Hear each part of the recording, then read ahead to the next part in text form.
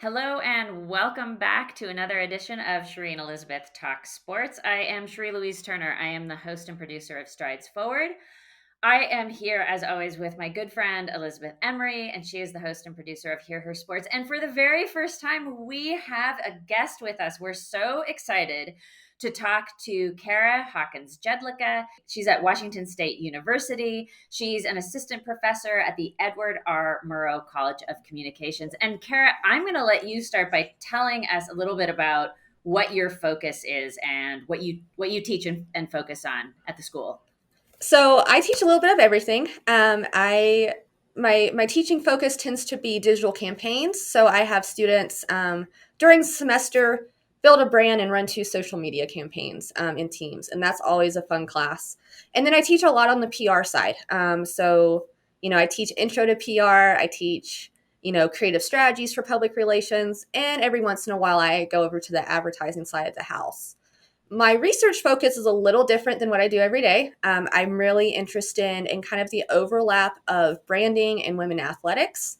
And right now, specifically, I'm looking a lot at NIL and women college athletes. That's really kind of my passion. I was a collegiate athlete. I ran track and field and cross country. And yeah, it's one of those things where I think there's actually kind of a pipeline, weirdly enough, of endurance athletes to professor. And so I have a lot of fun chats with my colleagues. Interesting. Yeah. And we did bring you on specifically today to talk about NIL, a topic that we've become very excited about. So, the main thing that we're going to focus on today is how females who are in niche sports can make a go of NIL. And that's kind of where we wanted to start. So, I'm guessing, Cara, do you want to start us off? I know that you just wrote a paper that has got you thinking a lot about this, and you've been looking into niche sports with women in NCAA, and maybe get us going in what you're seeing, and also how women athletes can take advantage of NIL. So it's surprising because we are seeing actually a lot of, we'll call them niche/Olympic sports, right? So Okay. if we pull Yes. up a list, right, we're going to see a ton of gymnasts. Right. On the top of that list for name, image, and likeness. We're going to see, a couple of track and field athletes, maybe a couple of other sports that might be a little smaller, and they're all kind of, doing well. We're also seeing women's basketball. I think it was Open Doors put out a list a couple of months ago that was, maybe even 6 months ago, and had women's basketball as actually the number 2 partner out of everything. So I think what we're kind of seeing as things kind of currently, and this will all be old info by the time August rolls around because everything is changing every single day. We're really seeing a lot of collectives come together to kind of support what it feels like mostly male sports or men's sports with football, basketball mostly. And we're seeing women, if they are participating, really kind of going out of their way to make those brand deals themselves. We're not really seeing a lot of collectives supporting women athletes. We might see more of that, but we're not seeing a lot. On top of that, we're kind of looking through, and there's actually not as much. There's not as many athletes actually taking advantage of it, I think, as we think there should be. I think there could be I think there could personally could be a bigger group of athletes taking advantage of it. I think there's got to be a lot to be said about how busy a student athlete is every day. Yeah. I'm so curious about that because it looks to me like being an athlete that is able to take advantage of making sponsorship deals, it just looks like a ton of work. Yeah, and that's part of it, right? There was also a recent study. NCAA did a wellness yeah, I think it was a wellness study. I think that's the title. And I think it was like 39% of women and 41% of men actually said they needed more education about name, image, and likeness. Oh. So where we currently are is kind of every school has their own thing. The NCAA hasn't really have a set guideline of how you should be educating your athlete. They're running out of different schools. So where I am currently, it's running out of our business college, which is a good place for it. Right. And they bring in a lot of actually our comm college lecturers, I was looking at the roster for this summer, and there's like 3 or 4 of us from the comms college that comes in, and we'll do a class. This class is educational. And then it depends. Every kind of university has their own person, either compliance or maybe even, I think it was UVA just brought in like a GM for NIL. And so those things tend to, that could just be reporting, making sure people are doing it correctly. Or it could be a little bit more. There's a couple of different kind of secondary apps that are working with student athletes too. So like Icon Source, Open Doors, a whole different type of marketplace where it's almost just kind of like a click and accept with contracts. But I'm hearing anecdotally, just because I do teach, I think I had like 180 students last semester, so I get some student athletes in there. And once they, a lot of student athletes, once they find out what my research area is, they come to me. I'm just hearing that they don't know if it's worth their time. Oh, interesting.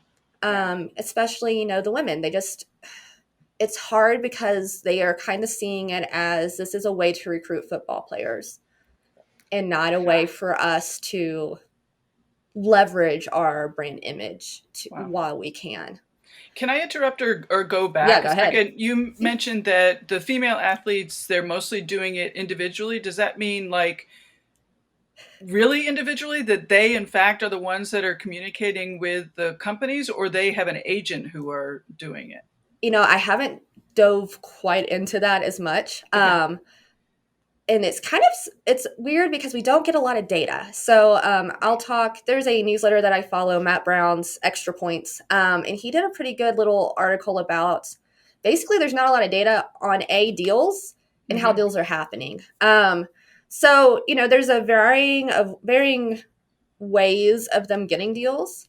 But we're not seeing these maybe collectives. So we see a lot of times on the male side of things, these huge collectives, I think we're seeing them especially in the SEC, will literally just offer what they consider an NIL deal, but it sounds like they're making it easy for a student athlete to pick their college before they even get there.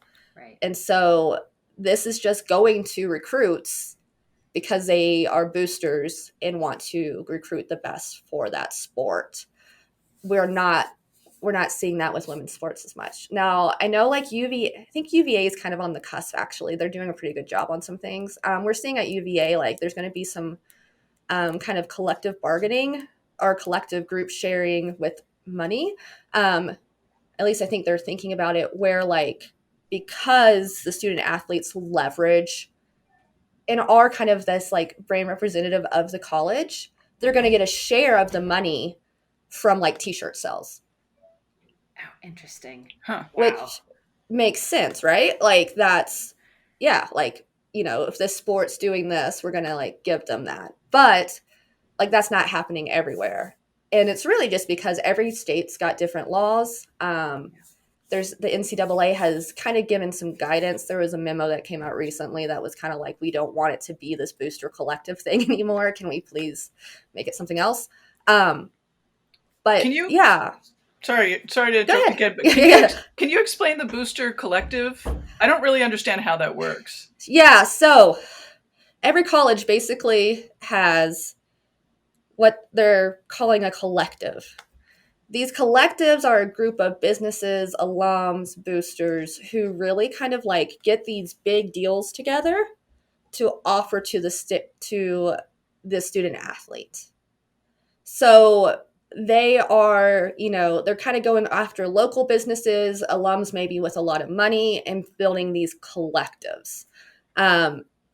It's funny because my research doesn't focus so much on collectives. I don't know a ton about collectives, but they are basically, I want to say basically, but I know they've written laws around them. They're basically groups of boosters coming together to present name, image, and likeness deals in some ways that skirt the laws, are legal to offer a hospital or an enticing place for a student athlete to be.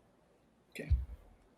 Yeah, and you can just see how this could happen, right? Where if you have a lot of like high level business connections through the university, it's like you tap that business owner and you say, "Hey, we've got this athlete coming in. Do you want to broker a sponsorship deal with them?" Like you can see how these things happen pretty easily. Like connections and networking are huge in making business deals. So it would be no different here.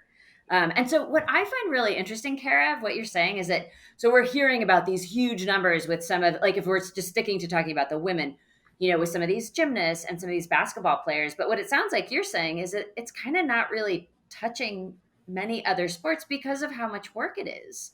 And I think that's an interesting thing to think about is that when you're talking about branding an athlete, which is essentially what NIL is, unless you have these collectives behind it or some agency behind it, and I mean actually an agent, that really you're talking about tasking an athlete and a student with running their own business, right? Is that Right. a reasonable thing to say? Yeah, it is. It is a very reasonable thing to say. It's funny because, I look at athletes just even on my campus and even when I'm looking at things, and a lot of them are actually using NIL more to host camps or to make money off of training where you couldn't do that before, right? Interesting. Or, and he's now actually, I won't say a name, but we had a person who had their own digital media company themselves because that's what they're good at.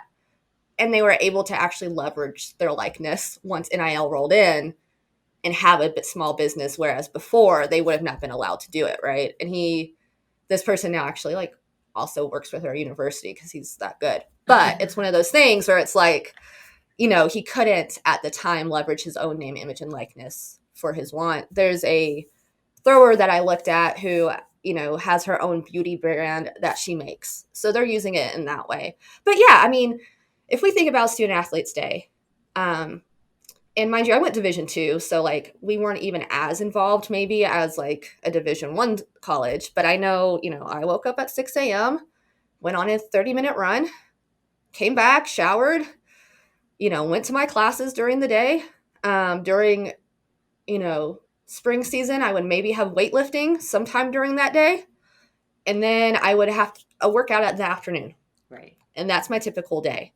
Yeah. I was also an honors student, not to brag on myself, but so my classes weren't like something easy. I also have a sister who's my youngest sister is or like a rocket scientist. She's an aerospace engineer, right? She played Division I soccer, and it took a whole nother semester for her to graduate because she didn't want to take classes on Fridays and Mondays.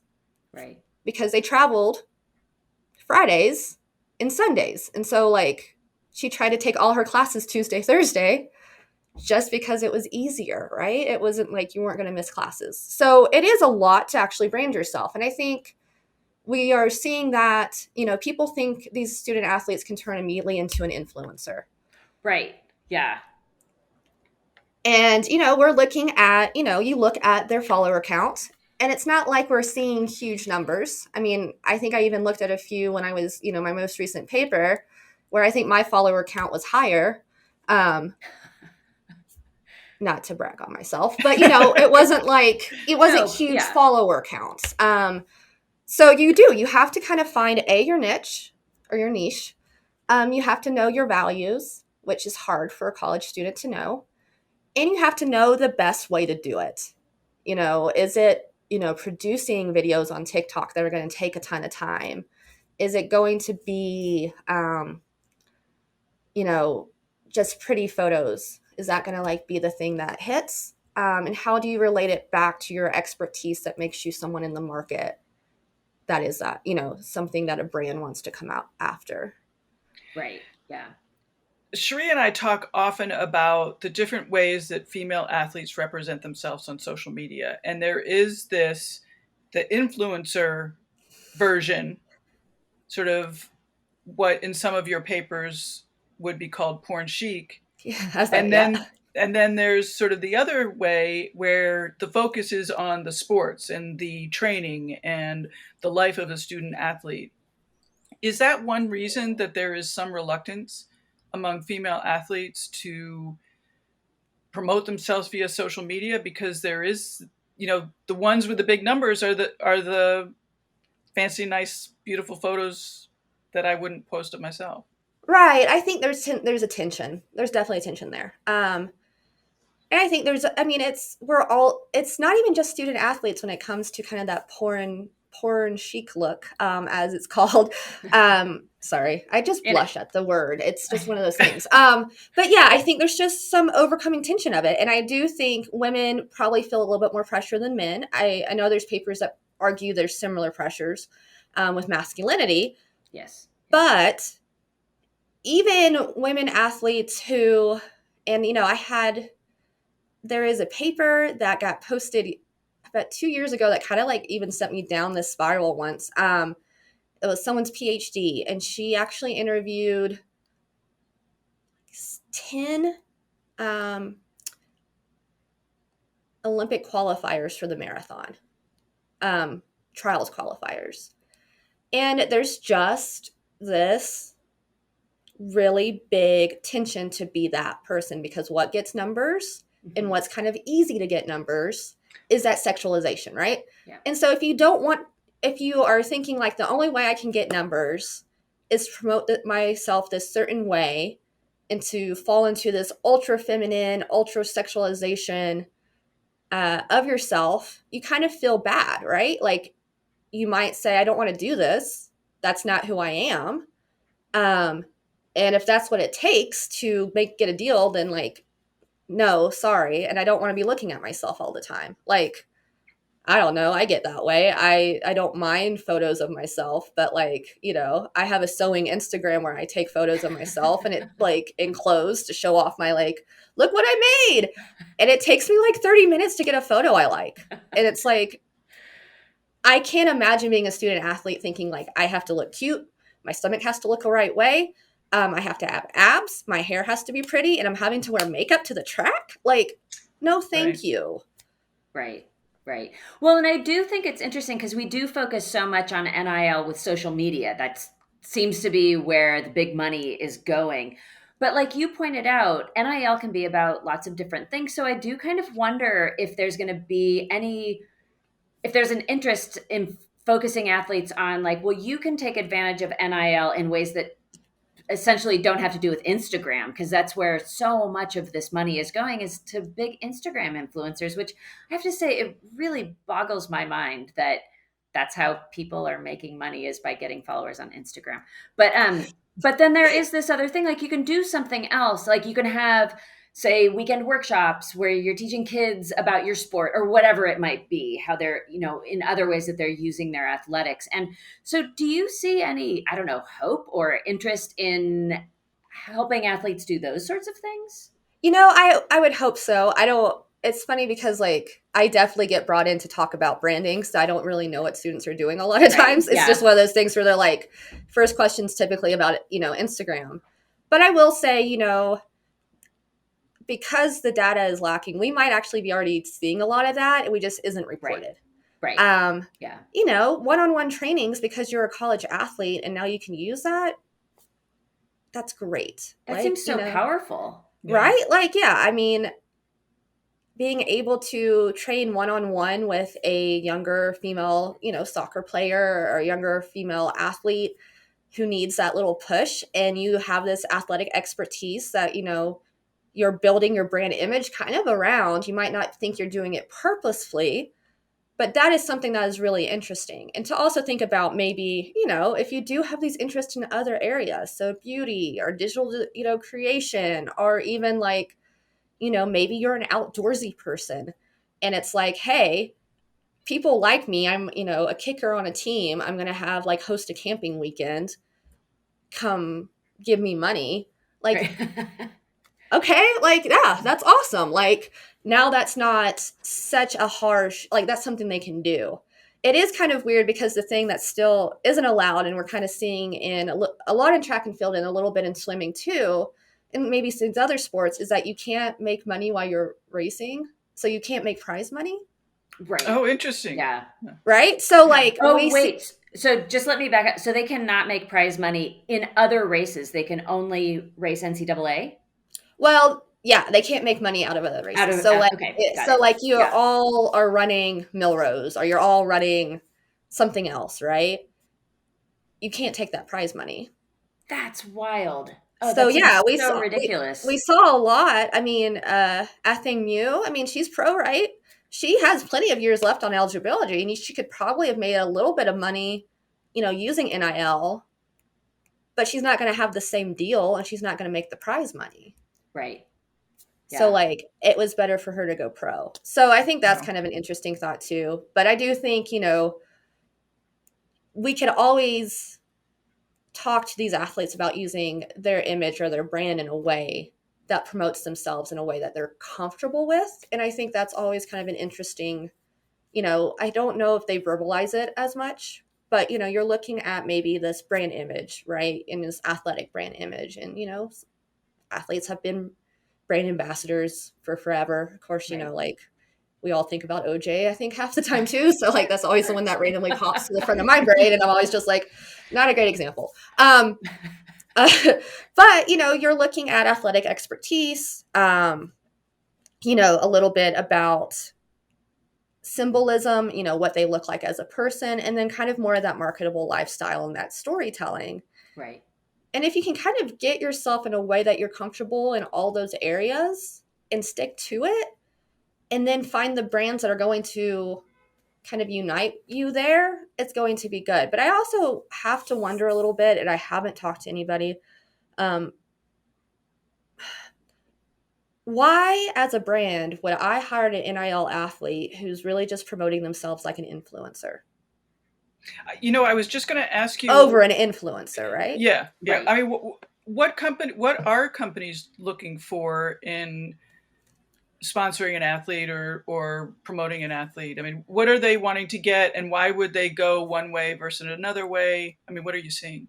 So if I was a company, and so this is actually, I'll say this because companies just have such different ways, right? Sure.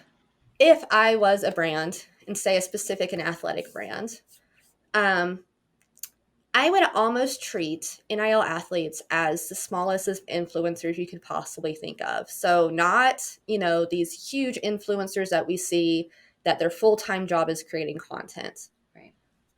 I would look at them as micro, nano, like way down there, right? But I'd be looking for someone whose values match my brand and have an interesting audience that I know I can get to. Mm. And how to make that connection. I mean, that connection's a little hard, just because uniforms and stuff, when they do get on TV, have to be with the schools. Right.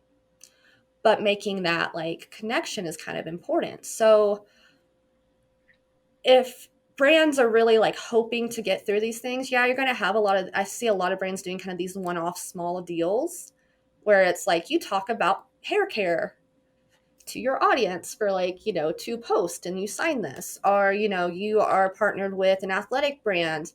I would almost have to make sure I'm putting in guidelines to make sure I'm like doing that, because a lot of times we are seeing, at least when I was looking, the last kind of sample size I looked at, even when they were in athletic clothes, a lot of these student athletes actually were posed front of the camera in an athletic outfit instead of like in action.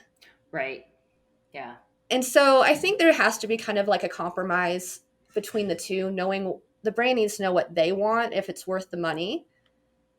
And the student athlete actually needs to understand that like you can't say yes to everything. Like you need to make sure you're aligning your values with that company, right? Like, I laugh. I was like, if they did NIL for, teacher or for professors, I would love a coffee sponsorship. I think I would be great for it. Right? Like, please give me a coffee sponsorship. I will gladly show your coffee cup in front of my classes every day. I have 138 students or, 180 students I see every morning. I'm local.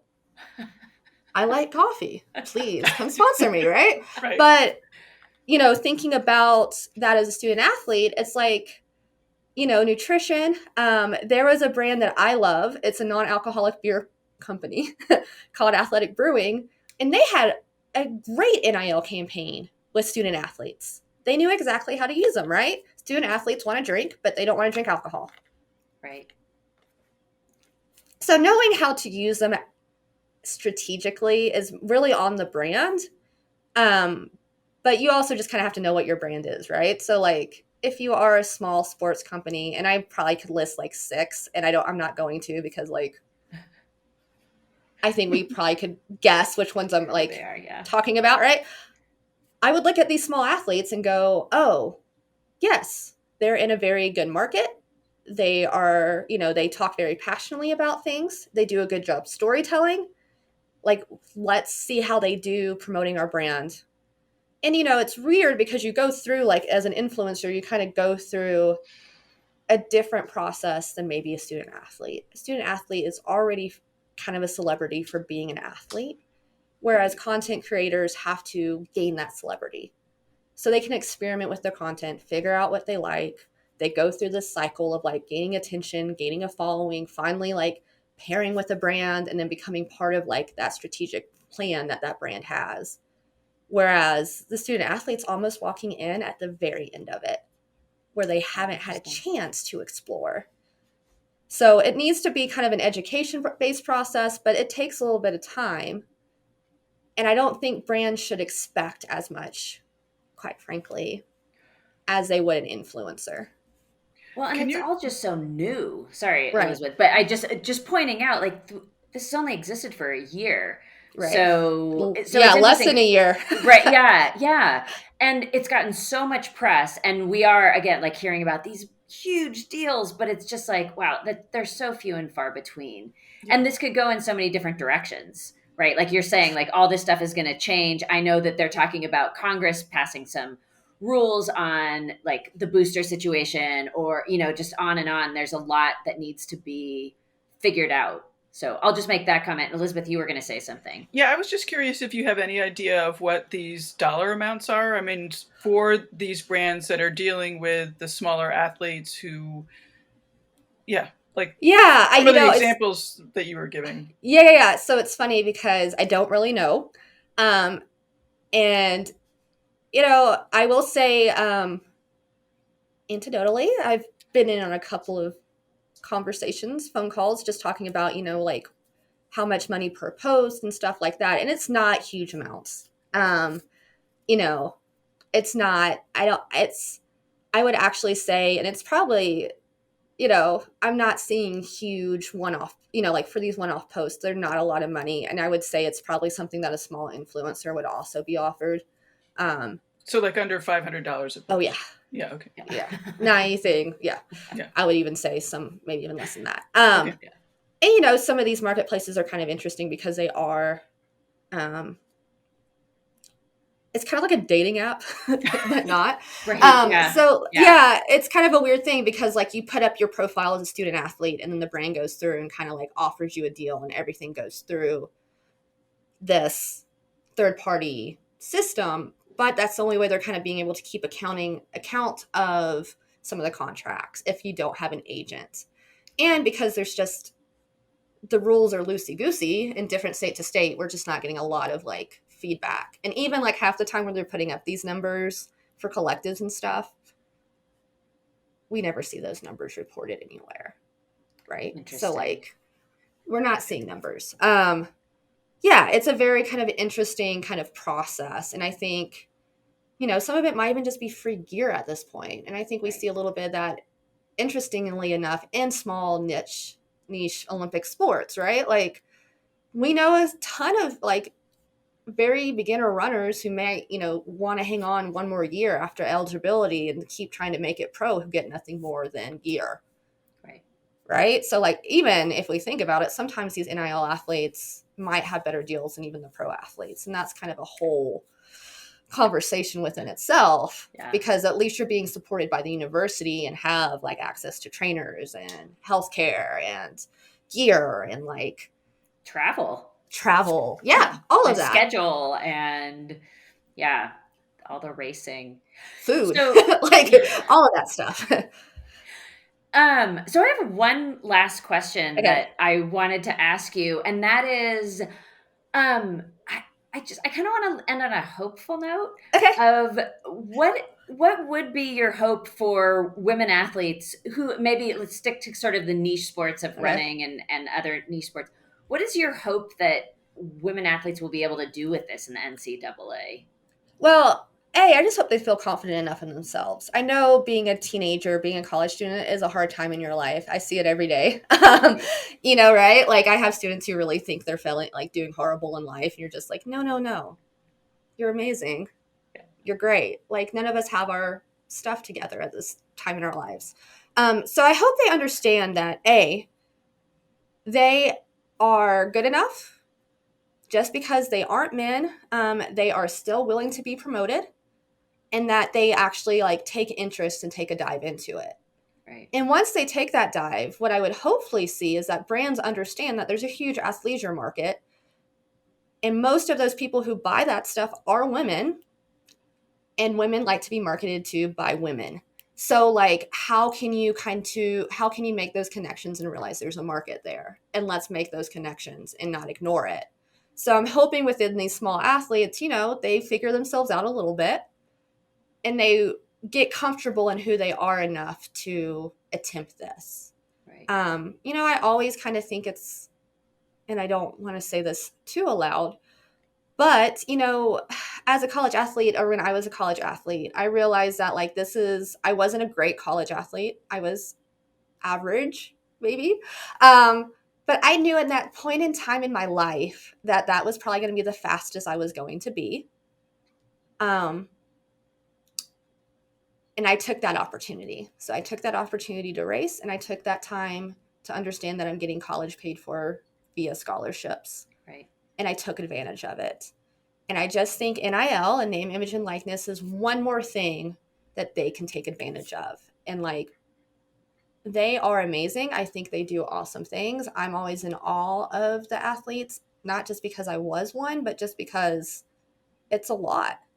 And I want them to be able to leverage that when they have the chance. So, you know, truthfully, I would love to see, you know, these athletes be part of campaigns, be part of, you know, be on social, but do what they're comfortable with. I don't think they need to, you know, pose a certain way, be a certain way. But, you know, just give them access. And I hope the schools too understand that, like, we won't even go into, I had a very long conversation about, you know, what does this look for Title IX? Right? Yeah. Whoa. That is another conversation. That's a whole other conversation. We're going to have you back, Cara. Right. That's a whole, and that's even one of those ones where I'm decent at Title IX, but like I love my husband and he's great at it. So I'll say like, isn't that a Title IX violation? He'll be like, well, actually, I'm like, 20 minutes later, I'm like, well, I guess it wasn't one. Got it. Cool. Thanks for knowing the law really well. But, you know, looking at understanding how to support the athletes in that sense and make sure it's uniformed. And maybe not uniformed, but for each, you know, specific sport, understanding how to support them and not just kind of glossing over it. And I think that support needs to happen. And I don't know exactly, you know, we're going to see, I think, a little bit from Congress. I also know that certain states are rolling back laws so that universities can kind of step in a little bit more. And you really, you know, we're seeing a lot more positions where we do kind of have these NIL leads. I would hope more women get into those positions too. I think right now it's mostly a male-dominated area, just because, you know, most of that field just is. Because. I was going to say because there's money and power.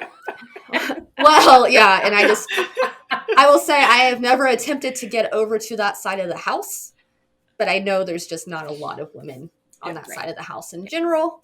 And, you know, the other thing that we do have to think about too is like, I know we talk specifically about women here, but also Olympic niche male athletics deserve just as much support. Where I would hope that maybe NIL will help these athletes be on the front while they're achieving great things. And the money and the sinking of the money won't go to the sports that just get on prime time. And we know too that like, we know the NCAA, we have a report, does not support women athletics. Look at the March Madness. So hopefully NIL can kind of help that too. And, you know, I always feel weird saying that, but we have a report. So like this report said it. That's where it is. yeah, I just hope there's a little bit that women athletes in general just feel a little bit more supported and know what they can do with their brand and how to leverage it. Yeah, and don't feel like it's just a game for somebody else. Like, go ahead and put your nose in, figure out where you want to be and what makes you comfortable. And yeah, I would like to see more coverage of women's athletics in general in magazines, newspapers, Twitter, and not just from my newsletters that I get every day because I only subscribe to women-only athletic newsletters. We hear you. Yeah, we hear you. We hear I think we probably all have a list of them. So it's like, yes. yes. Yeah. I love the idea of women putting their nose in it. So that's a great way to end. Yeah, I think I think so too. That's where we need to be. I just want, let's get everyone that opportunity to do what they want to do. And let's not just think marketing is a certain way and branding is a certain way. And these are the ways that we have to play. And it will be very interesting with the laws, with boosters, what really happens, because I think the use of NIL is going to be different. And we're going to have to move past maybe just the booster collective thought process. Right. Yeah, and it does. I'll say this one last thing is that the putting your nose into it or taking that step into NIL as an individual just makes me think that like this is a start. Like NIL isn't the do all end all. It's another way of getting experience in university of how things operate in the real world and sort of getting involved in that way too. That just is so hopeful to me. Yeah, it's funny. We have a student who's kind of a great case study. I can't remember her name off the top of my head, but when NIL started, she started monetizing her YouTube channel because she used to do a ton of stuff, just kind of talking about life of an NCAA Division I soccer player. And now she's in the pro leagues, and it's great because she's still able to, she was able to take all those skills that she learned, video editing, kind of becoming a personality here, and transferring them into becoming a personality for where she's playing. She also backs it up with her skills, but it's like one of those things where it's that's just awesome. Like, I'm always amazed by it. And I'm just like, yeah, it's, dip your toe in. It's not the end all be all, but like, yeah, like figure out who you are, figure it out, have some fun. Come take a couple of my classes. I'll help. Not directly. I will teach you how to use these skills. And like, yeah, be an athlete, and maybe we'll see a little bit more too, in an idealized world. If you're being able to promote yourself how you want to be promoted, maybe we'll see a little bit more variance of how women are promoted overall in athletics. I love, it was kind of one of those things where I think it was a long time ago, someone had said, recommendations for the women's soccer league, and it was like shorter shorts. And it's just like,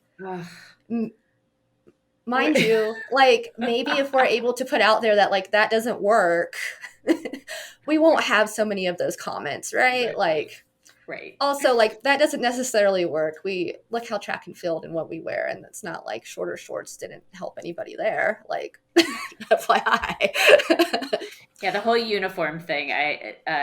We'll chalk that up to another conversation. Yeah, that's another conversation too. But I do think maybe it would be nice to see student athletes be able to impact maybe the more popular culture and how they're actually marketed. Yes. So we're not just seeing like this porn chic is like what's popular. Maybe there'll be a little bit more saying of like, we actually want you for your athletic expertise and these athletic photos. And this is how I want to be represented as a person. And maybe this is how the culture would like to see women athletes generally. Yeah, more variety, I would say. Yeah. I know. I always feel bad because I am one of the girliest girl. Like I'm a girly girl and I know it. Like, especially up here in the Northwest, people just think I'm super girly. And I'm just like, no, I like to see everything, right? Like I like to see that representation, and I like to see athletes represent themselves how they want to be represented. Right, exactly. However that might be, but not feeling pressured. I mean, I might fit in a mold pretty easily. I'm a short little blonde girl, but like there is definitely different, I'll say Nikki Hiltz, they are doing a great job at doing what they want to do and like having that out Yeah, there. We love sure. Nikki.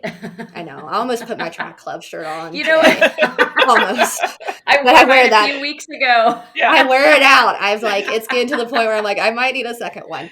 So many colors. So many colors. Yeah, I've got the bright yellow. It's beautiful. But, you know, when you see something, you can represent it. And Yes. I'll even harken back to, you know, I do a podcast